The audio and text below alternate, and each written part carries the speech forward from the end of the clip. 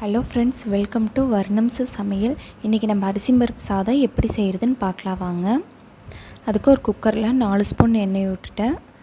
கடுகு உளுந்தம் பருப்பு, சோம்பு 1/2 ஸ்பூன், சீரக 1/4 ஸ்பூன். இது நல்லா பொரியட்டும்.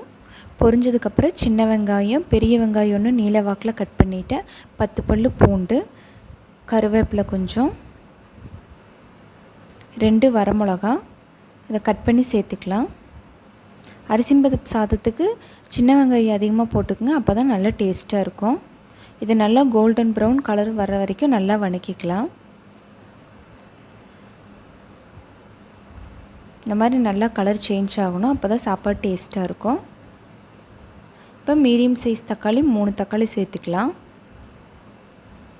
அதையும் நல்லா மிக்ஸ் பண்ணிக்கலாம். தக்காளி நல்லா குலைவாக வேகணும். இந்த டைம்லேயே மசாலா பொருள் சேர்த்துக்கலாம். இந்த சின்ன ஸ்பூனில் 2 ஸ்பூன் மிளகாத்தூள் போட்டிருக்கேன். மஞ்சள் தூள் 3/4 ஸ்பூன், சாம்பார் தூள் 1 ஸ்பூன்.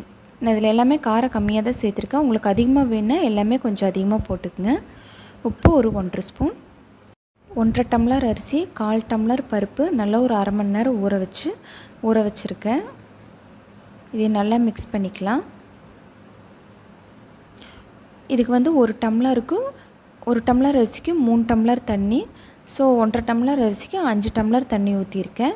உங்களுக்கு உதிரியாக வேணும்னா நீங்கள் தண்ணி வந்து கம்மி பண்ணிக்கங்க, சாப்பாடு உதிரியாக வேணும்னா. இப்போ நல்லா மிக்ஸ் பண்ணிக்கலாம். இந்த டைமில் நீங்கள் உப்பு செக் பண்ணிக்கோங்க.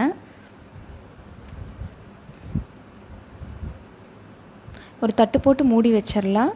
இது லைட்டாக கொதி வந்ததுக்கப்புறம் நம்ம குக்கர் மூடி போட்டோம்னா சீக்கிரம் நம்மளுக்கு விசில் வந்துடும். ஒரு 3 இல்லைன்னா 4 விசில் விட்டு எடுத்துக்கோங்க. நீங்கள் எவ்வளோ விசில் விடுவீங்களோ அவ்வளோ விசில் விட்டுக்குங்க. இப்போ சூப்பரான அரிசி பருப்பு சாதம் ரெடி. நீங்களும் ட்ரை பண்ணி பாருங்கள்.